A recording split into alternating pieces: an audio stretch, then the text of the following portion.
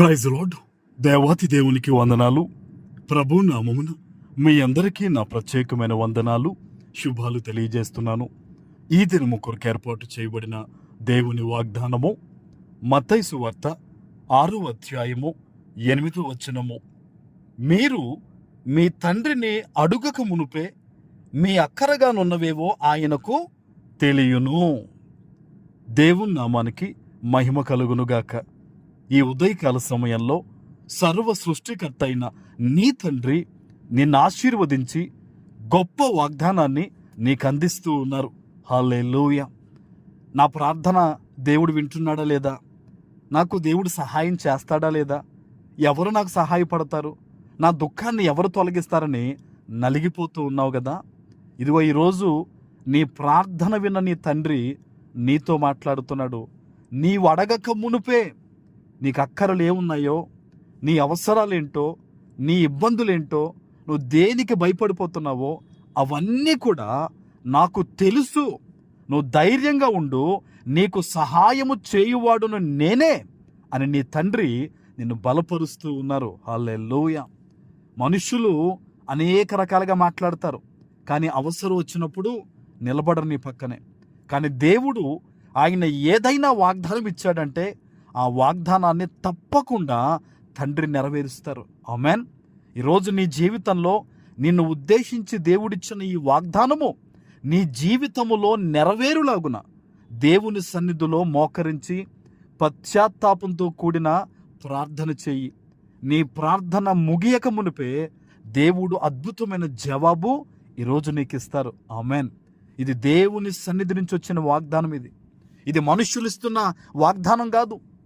నిన్ను మభ్యపెట్టడానికో మరొకటి దానికో ఇది మనుష్యులుగా చెప్తున్న వాగ్దానం కాదు.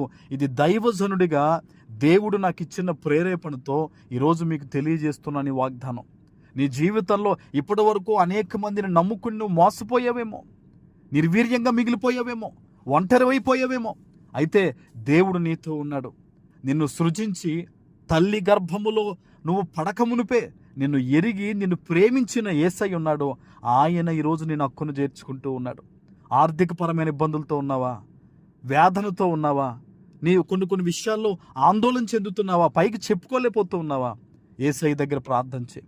తండ్రి, ఈరోజు వాగ్దానం ఇచ్చావు ప్రభువా. ఇదిగో నా ఆలోచన ఇలా ఉంది, నా ఆశ ఇలా ఉంది, నేను పలానా విషయంలో నేను భయపడుతున్నాను.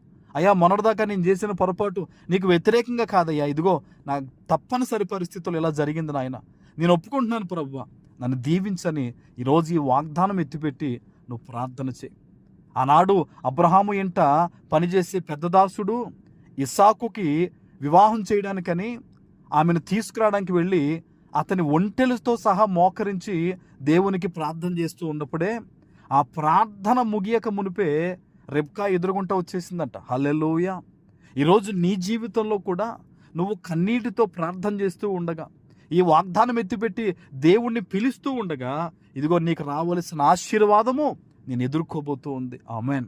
ఏమండి, ప్రార్థన చేసే వారికి తప్పకుండా జవాబు ఉంటుందండి. ఎప్పుడూ అపనమ్మికతోనే, ఎప్పుడూ దేవుని మీద అనుమానంతో ఉండేవారు ఎటువంటి ఆశీర్వాదాన్ని పొందుకోలేరు. మీరు నమ్మితే నా మహిమను చూస్తారని దేవుడు చెప్పాడా లేదా? ఈరోజు నీ జీవితంలో కూడా నువ్వు దేవుని వాగ్దానాన్ని నమ్మితే, దేవుని సన్నిధిలో ప్రార్థన చేస్తే ఈరోజు తప్పకుండా నువ్వు జవాబు, ఆశీర్వాదం పొందుకుంటావు. ఆమేన్. ప్రార్థన చేసుకుందాం. పరిశుద్ధుడా, ప్రేమ కలిగిన తండ్రి, మీకు వందనాలు. ఈ ఉదయకాల సమయంలో మీరిచ్చిన ఈ గొప్ప వాగ్దానము ప్రతి బిడ్డ జీవితంలో నెరవేర్చి స్థిరపరచమని యేసు నామమున ప్రార్థిస్తున్నాను తండ్రి. ఆమేన్.